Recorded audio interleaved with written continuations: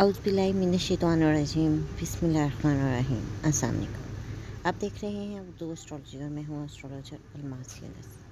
आज मैं आप लोगों के लिए जिस मैच की प्रेडिक्शन लेके आई हूँ वो अब से कुछ देर के बाद पाकिस्तान और न्यूजीलैंड के दरमियान खेला जाने वाला मैच है।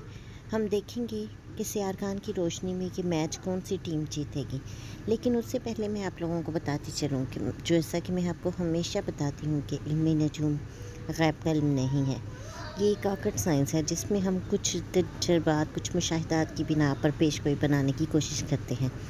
इसमें गलती के चांसेस भी मौजूद होते हैं।